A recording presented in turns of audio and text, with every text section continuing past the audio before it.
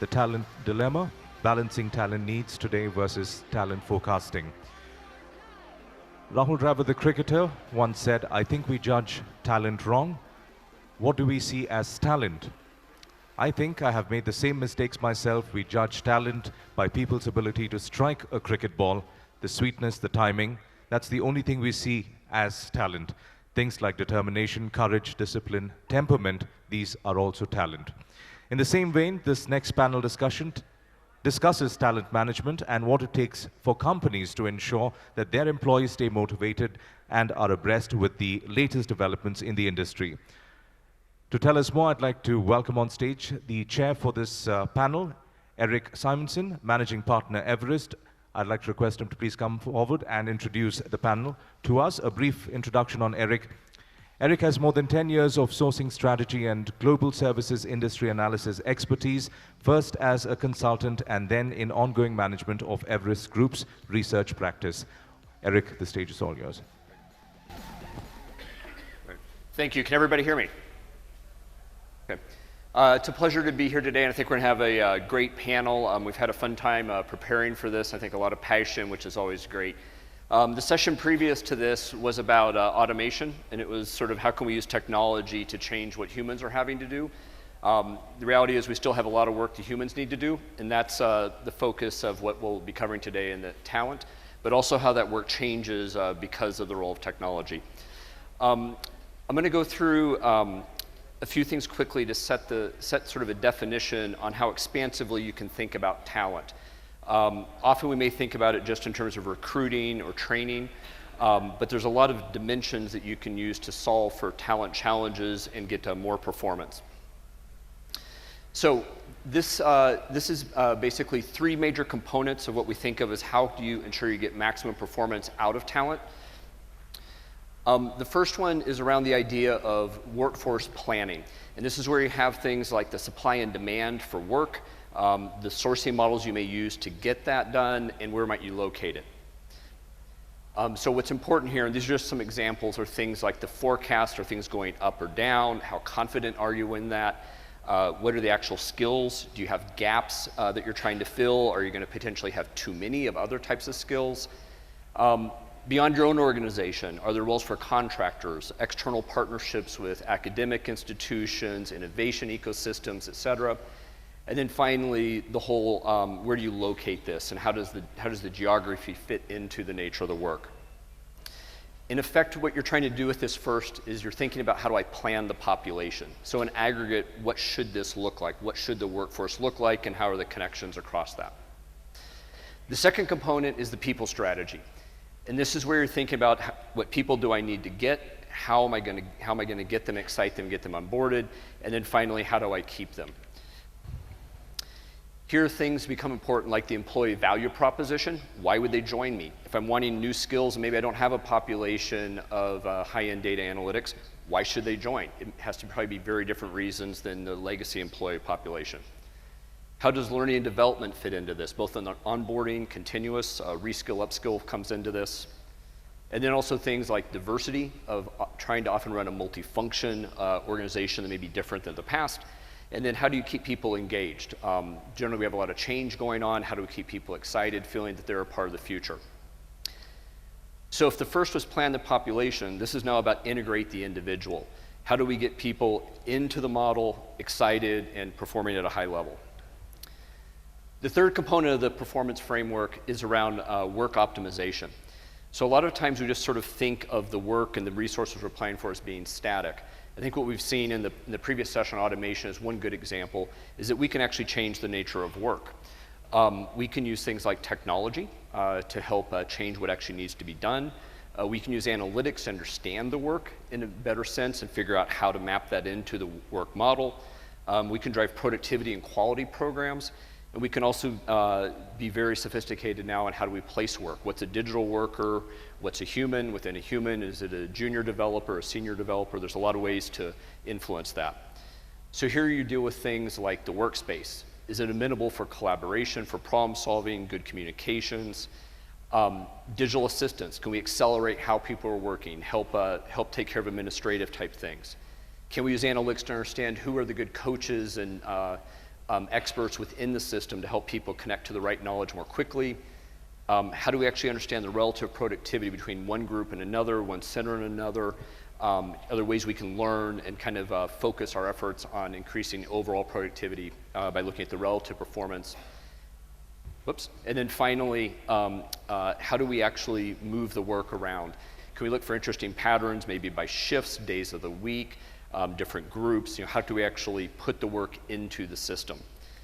So what we're trying to do here is basically amplify the result. So we've got the humans situated, and what we're really trying to do is now how do we help everybody perform to their maximum? Okay, just to quickly illustrate this, and we'll get the panelists on board. As work is digitized, a couple examples of how to think about how these things come together. So say you're trying to set up an agile group. You probably have some different skill sets. Okay, now I need Scrum Masters. That probably has an impact on your employee value proposition. You may need to organize differently and think about pods.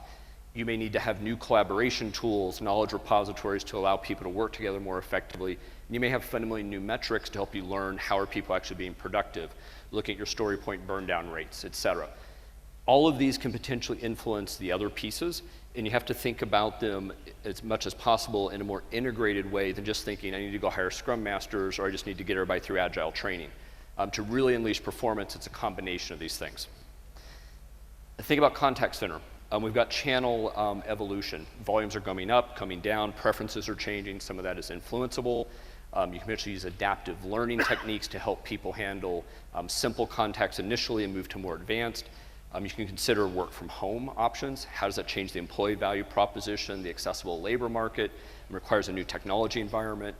You can actually do a lot more advanced contact routing, and also things like prompting with next best response. You can maybe de-skill some of the work so you can expand who can actually do the work.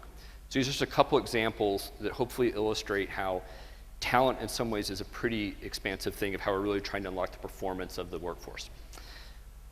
With that, I want to get the panel up on stage. If I can have Chetan from Allstate.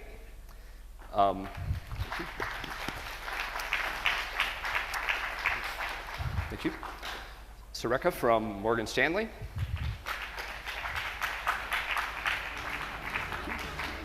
And Lalitha from Cargill.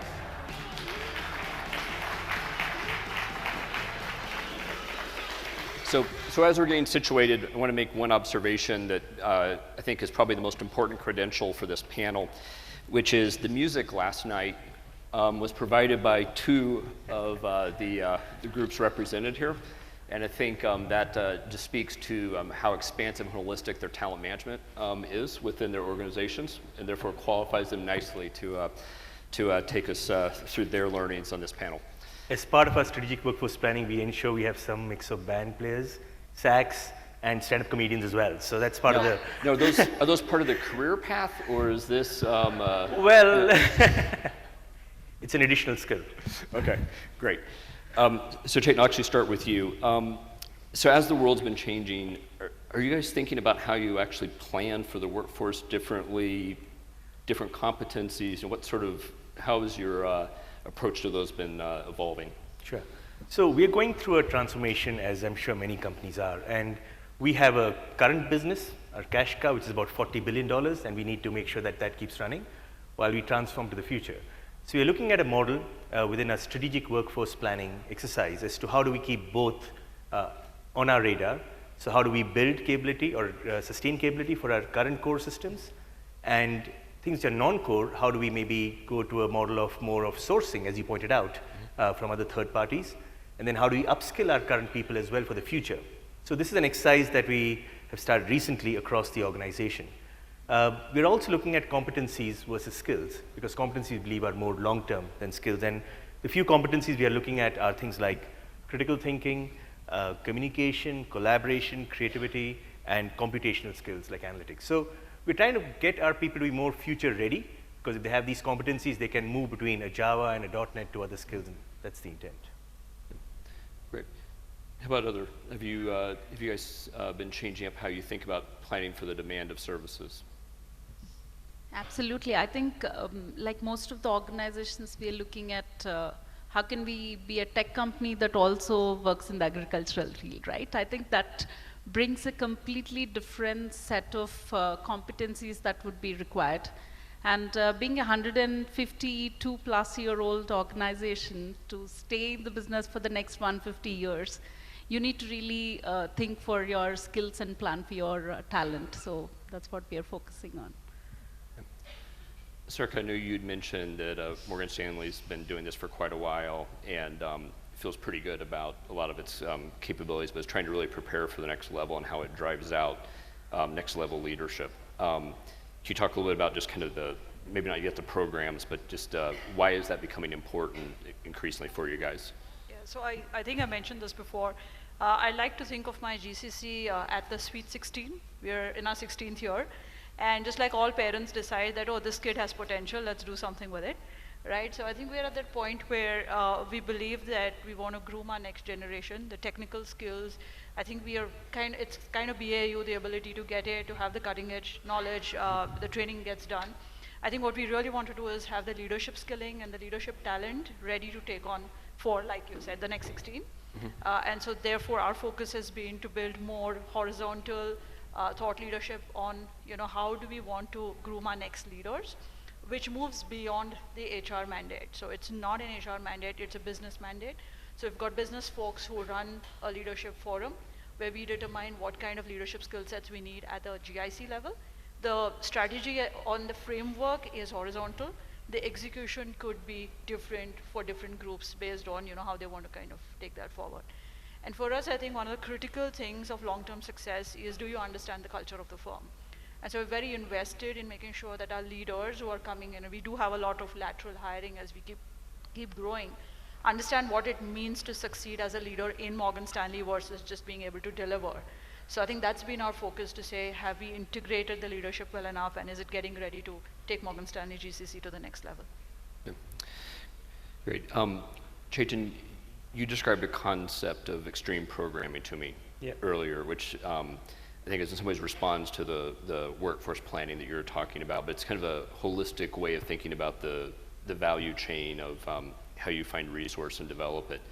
Can you describe a little bit more about that and some of the innovations you guys are pursuing there? Sure. So about 2 years back, we started extreme programming using pair programming and those kinds of tools or methodologies and strong engineering practices from a technology angle. But our input criteria in terms of how do we assess people when we take them in was actually very different from what we'd done in the past. So historically, we'd look at, do they know Java skills or mobile or whatever is the platform they're working on. In this particular case, we started looking at basic skills like communication, collaboration, and computation. That's it. The belief was that if they have these basic skills or competencies, they can learn whatever is required. So we've gone with a small group, 360-degree virtually or 180-degree, to say we look at competencies only and not focus on their technical skills. And we've had a good run with that. So are you actually looking in different places or just using different criteria looking for people in the same places? We are using different criteria, looking at the same places, although we have pools of talent in India, the US, and the UK. So we're looking at all the 3 geographies. Okay. And how your ways into it, what are some of the key learnings from it? Is it anything that's played out differently than what you had expected? I think what we are seeing is that the people that we've got on board with in these areas have a different approach to things. So they're more thinking of it from a solutioning angle versus just doing a piece of work angle. In fact, these teams are focused around agile models, and they've got 2-week, 4-week sprints, and they've got to deliver something, which also happens in the regular stuff as well, but these guys are more business oriented, thinking about the business than just a piece of technology.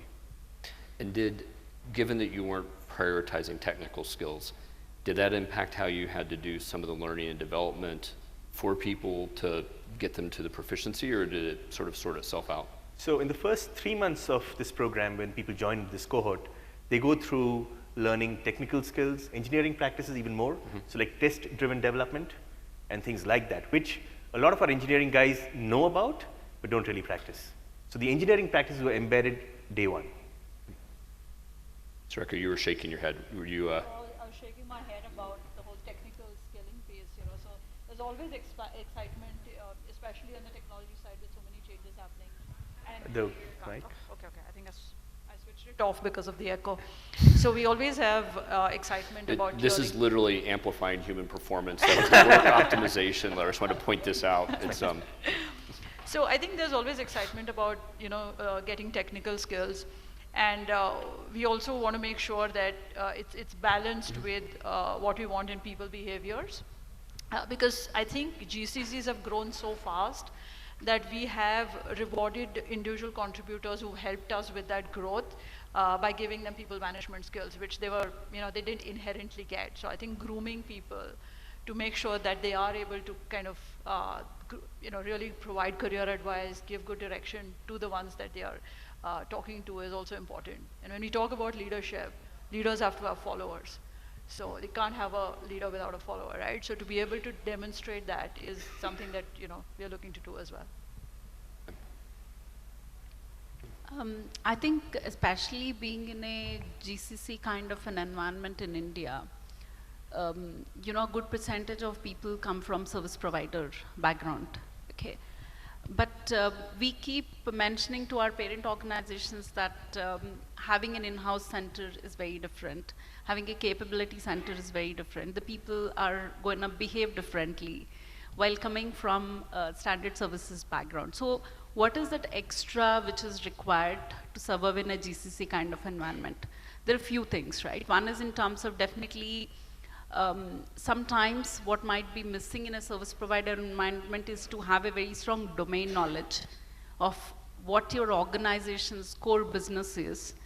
And besides the technical skills or the functional skills people come with, how do you understand your business? That's a critical skill one has to learn when they enter and work for capability centers. And the second skill, which is very critical, is how do you influence, right? The whole horizontal influence becomes very critical. And these are the things which we tend to focus either through a very strong onboarding programs and through a very structured development programs. So the continuous improvement mindset, domain knowledge, and influencing capabilities is what truly differentiates the capability centers. So that becomes very critical. I'd just like to add a bit on what both of them said.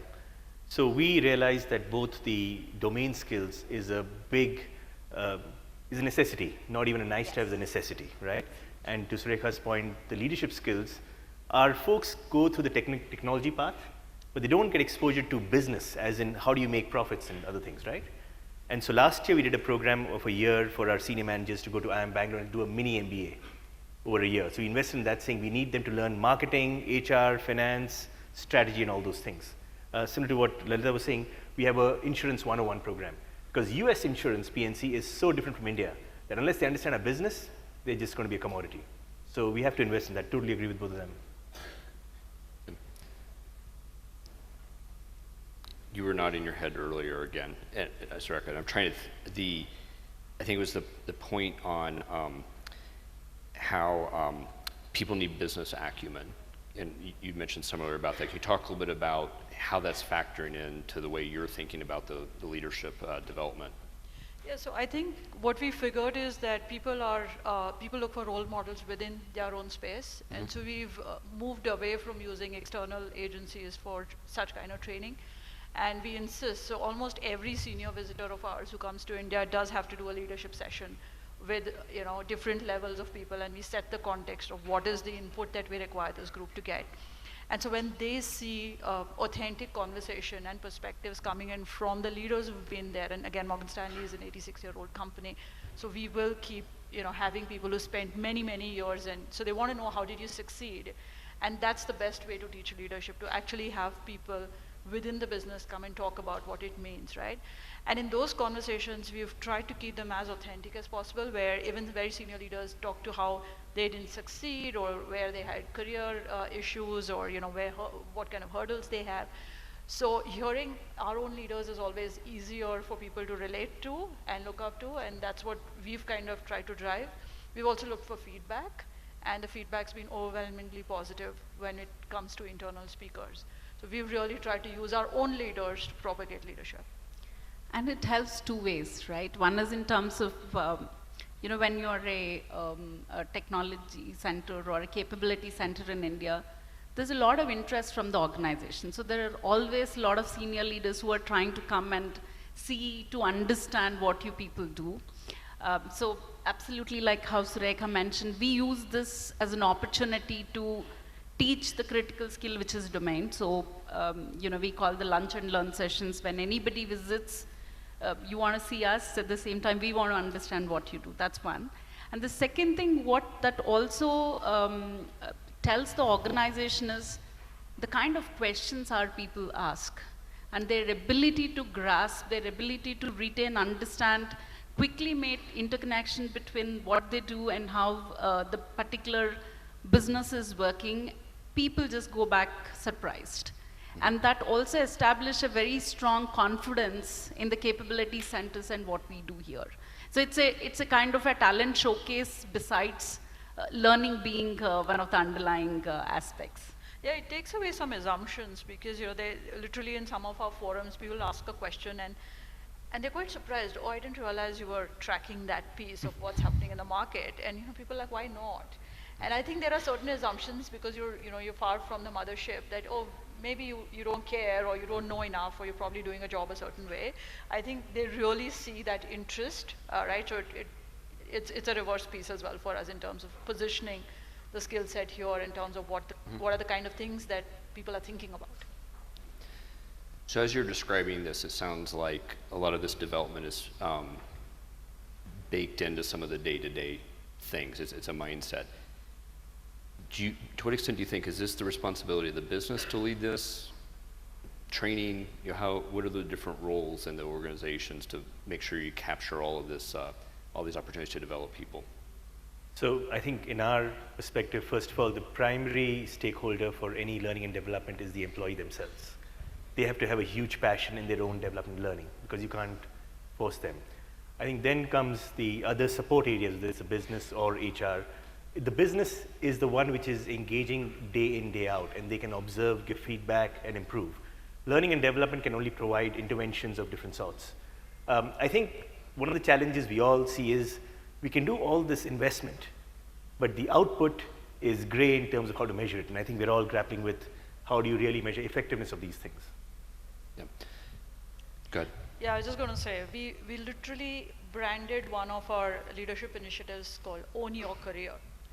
Yeah. Saying you own your career, every other mechanism of making that happen is the firm's responsibility, but in a sense you have to own your career to succeed. And, you know, just kind of wanted to add that because it flowed with what you were saying.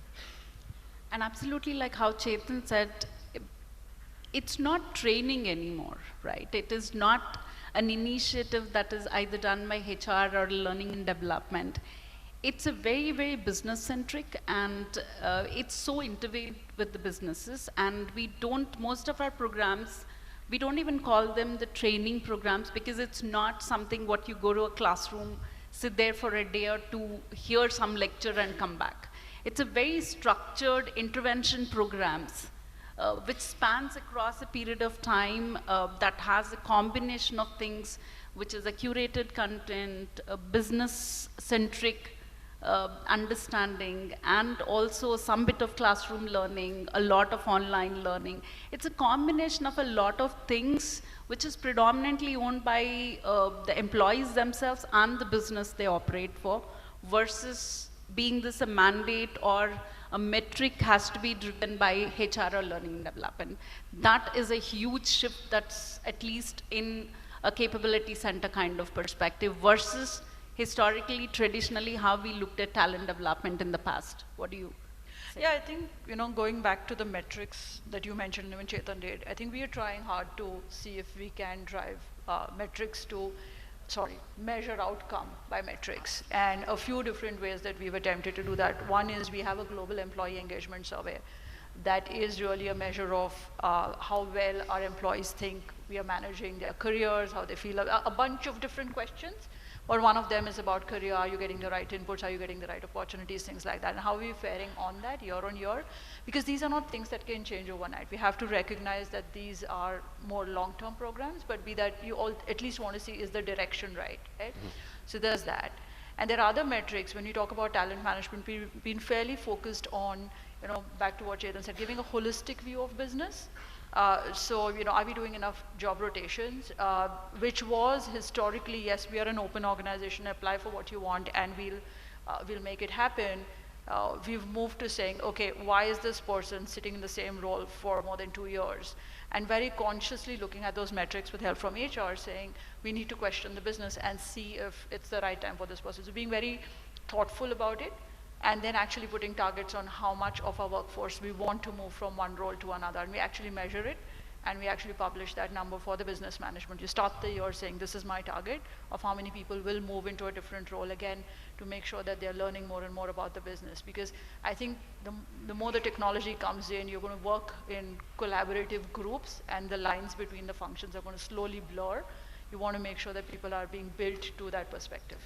So as you've been measuring that and setting targets, have you actually seen progress? Yes, we have. Any sense like how much? I mean, is it? No, so look, I think for us, of people who spent more than 10 years, we have about 10% rotation that's happening currently. And it may not necessarily be cross-functional. It is, are you doing the same role? So let's say somebody's doing a role in technology in a particular function. That person goes to another function, business function, and does it. So you could say, oh, the person's still in technology, but the role has changed. The skill enhancement or the skill variation is happening. So if I measure it by that, we are at about 10%. We want to take that number up, and what we've done is we split it for each business, saying how much is it possible. And then we also measure cross-business unit. So we want people to move from one department to another. And then we also what's going outside, so our global mobility. So we are between departments, within departments, and outside. We're measuring all of them now. And we are seeing, and once people know that that's getting measured, it gets done. So there's a lot of things I find interesting about it. It's almost like you said, a key part of learning is embracing the right type of attrition. Yes. Yes, absolutely. That it's attrition can be good. Let's set a target for it and guide towards those outcomes. Absolutely, absolutely. No attrition like internal attrition, right? Internal attrition is, everybody's happy with it.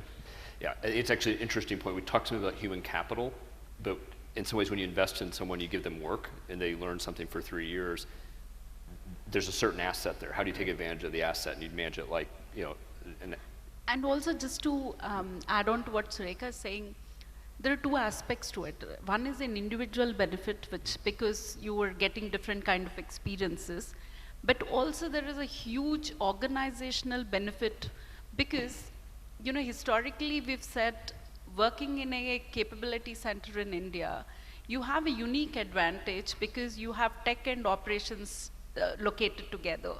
You're not looking at functions in silos, but you're looking at an end-to-end process view, which perhaps may not exist in some of the other parts of the organization. So how do you really take the true benefit out of what we are talking about from an end-to-end view and perspective, right? So when you do this kind of job rotations, you're providing people with different experiences of moving cross-functional and understanding an end-to-end part of the spectrum, which results into a complete different set of understanding for the organization, which organization benefits besides individuals being benefited.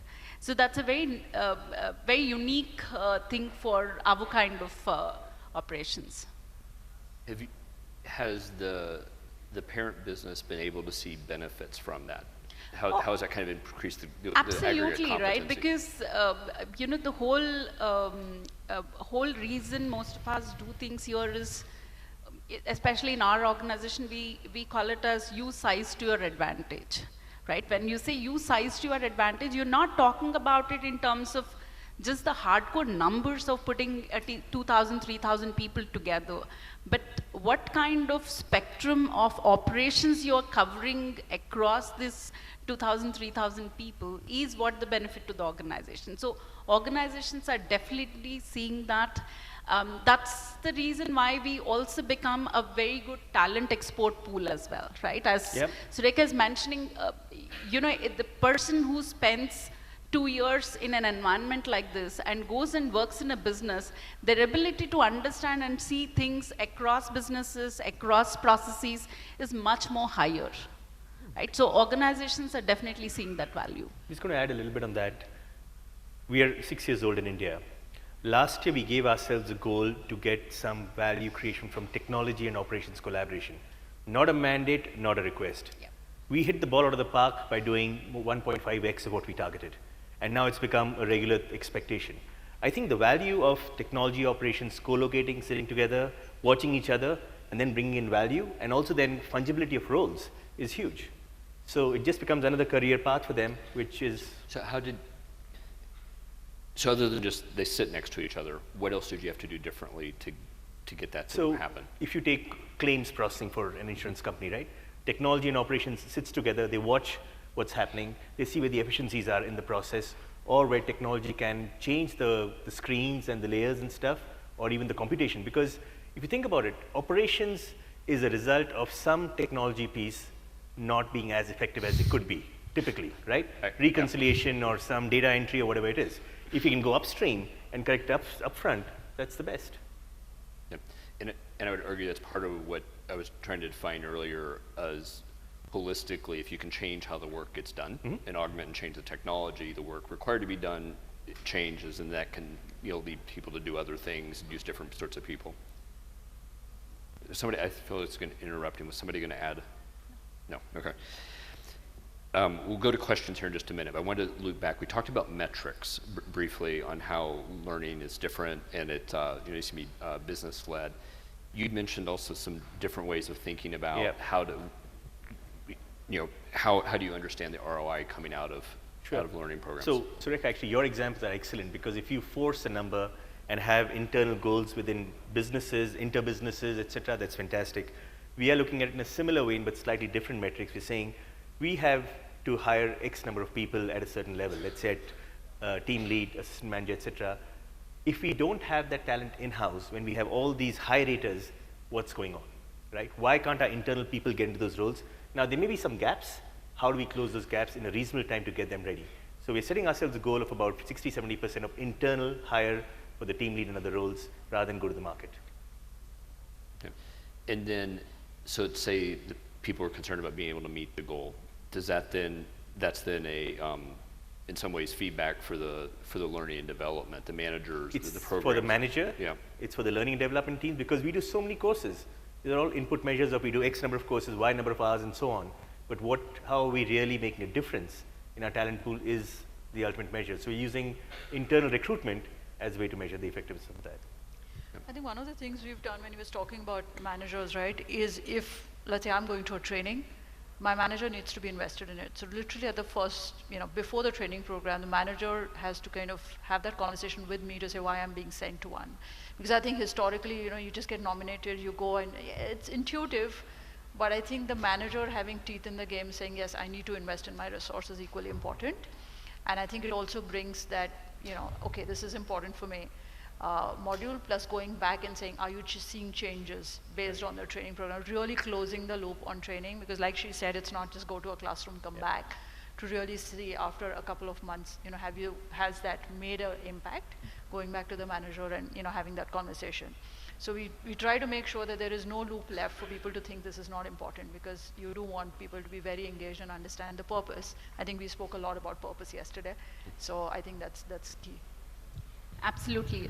So whenever we look at individual development for our employees, we also have a very serious conversation with their managers and take their commitment and for their people development as well. Because a development program or any kind of intervention is not going to be complete unless you really measure the behavioral outcome shift that happens after an intervention. And for somebody to observe, one needs to be conscious about what kind of shift are we expecting after such interventions, and the manager commitment become very, very crucial element of that whole learning paradigm.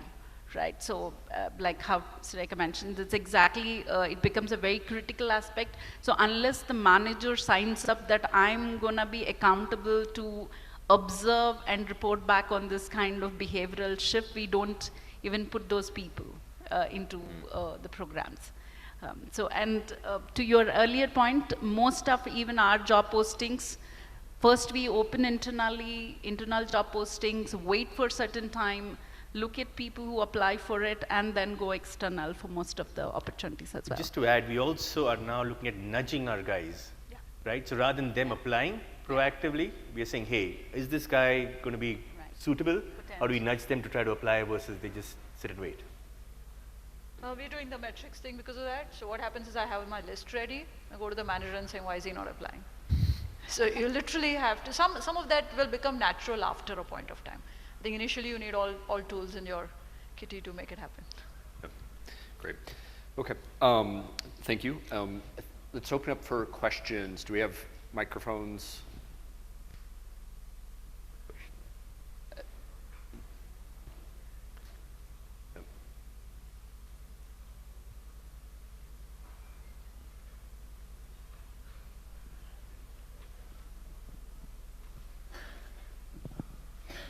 Hi, I'm Nishant from Swiss Re Insurance Company.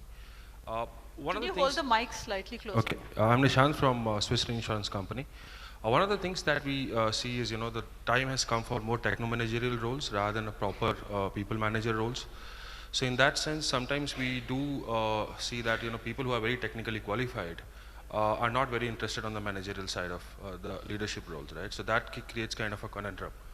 So my question is, do you face that, and if you face that, how are you trying to tackle that situation? We definitely face that. So half of our footprint of the GCC is our technology department, and we are seeing people being far more interested on the technical side than people management.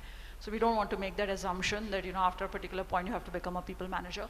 So we do offer a separate track now for people who want to be individual contributors, and we believe that is also a career path.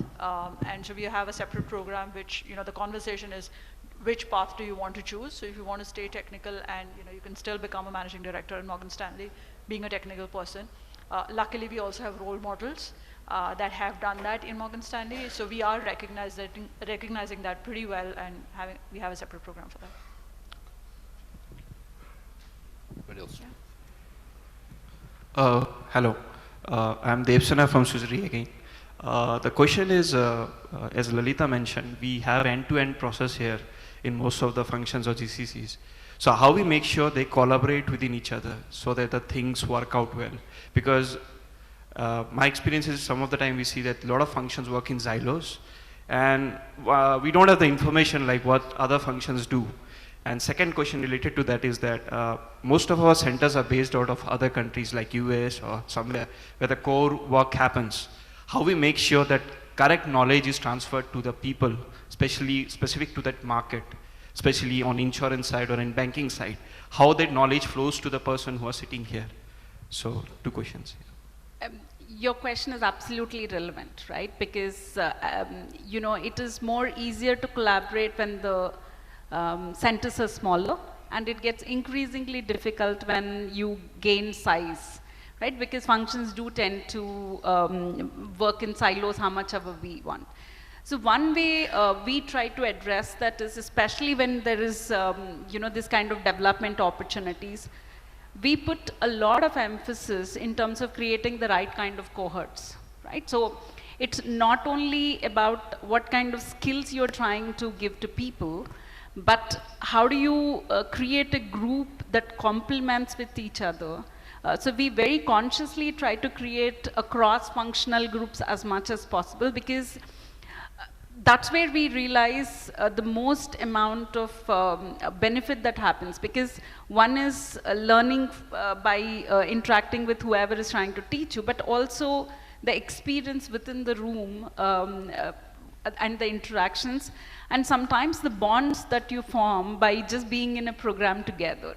Right? I think we realize that you can't force it, but you create an environment where people can naturally come together and collaborate.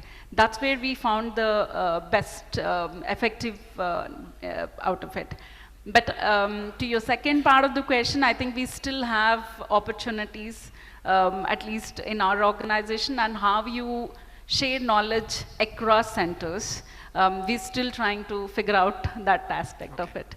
Some happens because of the functional leadership, but it is at a certain level and above, but probably not at a practitioner level, that we still have to figure out an answer for that. I'm just going to add on to what Lalitha said, right? Very specific things. Give yourself a goal. However small or big it may be, give yourself a target, because with that, you can measure. number one. Number two is communicate. You're going to do this with all the leaders in the technology and operations area, so they are also aware and supporting. And once you do that, you'll find the support coming up, and you'll be able to break barriers to move forward on the technology and operations collaboration. Okay. Thanks. Yeah. Yeah, this is Lalitha, and this question is to any one of the panel members. So when it comes to talents, it's not like one size fits all. Okay. So what is a value strategy that your organizations are thinking about for the talent, development? Since it's not just like one thing will suit a person. You have the stakeholder management, you have this individual development. So what is a strategy as leaders you're thinking? So I'll take a first shot at that. I think what we've tried to do is to, again, have career conversations with individuals to ask them what they want. So you can't thrust something at someone, right? You clearly have to have, what's your purpose? Again, sorry, going back to the same thing.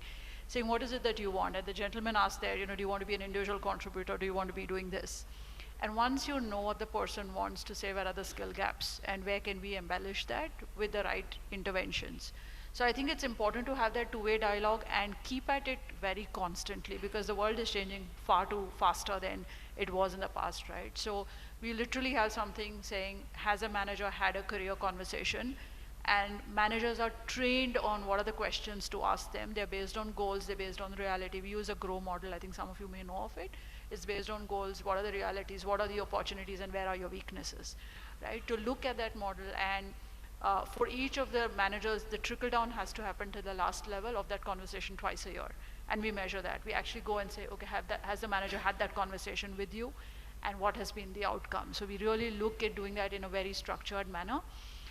But that said, I think it's really about the two-way dialogue. You can't foresee what another person's doing. And in today's world, the opportunities are so fungible, right? Somebody in technology can easily transfer to operations, but I don't think an organization will know that unless that individual puts his or her hand up. And I think right skilling is so important for people to succeed. So, I mean, that's what we've been doing. Anybody else have? Yeah, very similar. I would suggest a competency model with proficiency levels. Different roles need different combinations. And we ensure that the right role is for the right person. So to your point, one size doesn't fit all, but different roles need different competencies and different proficiency levels. So we try to match it as best as possible.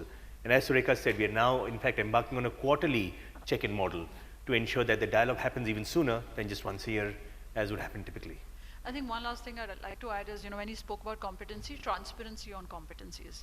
So most departments are now saying, okay, if you are a VP, this is the expectation on this particular skill set. If you're an ED, it's this, and so on. So we try to be transparent to people on what is the expectation. So you yourself can see, okay, this is what this role, if I need to succeed in this role, this is what I need to do. And then, obviously there is training at the back of it saying, if it's this competency, these are the training programs we have for you.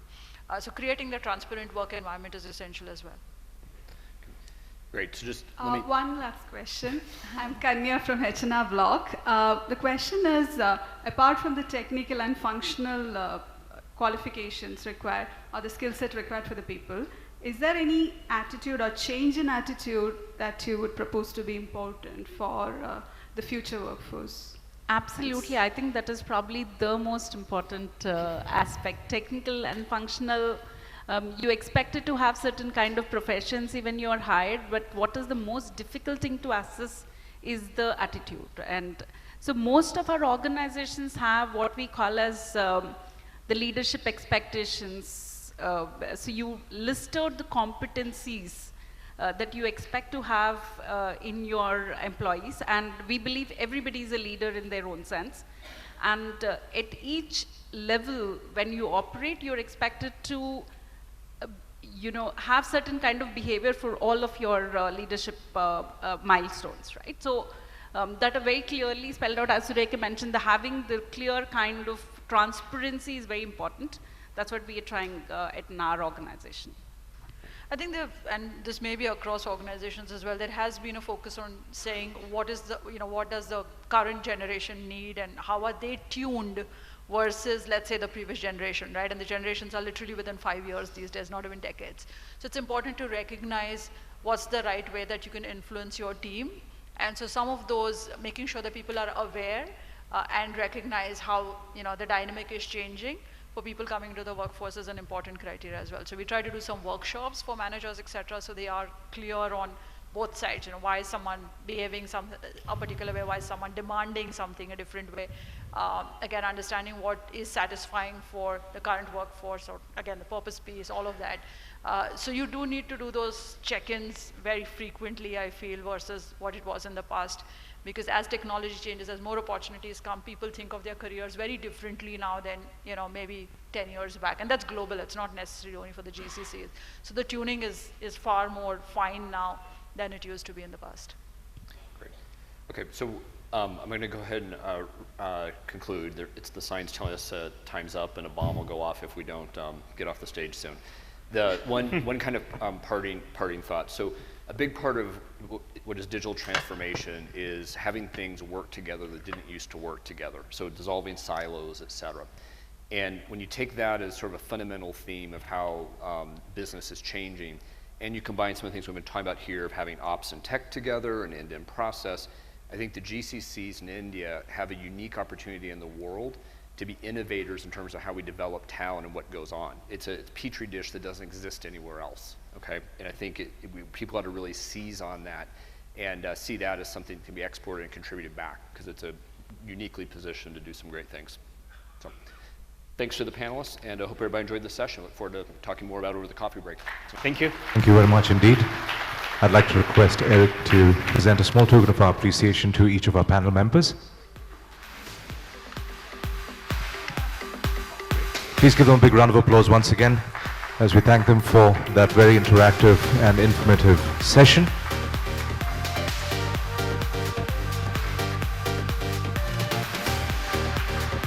And on behalf of Nasscom, we have a small token of our appreciation to Eric as well. Thank you for chairing that session. Thank you very much indeed.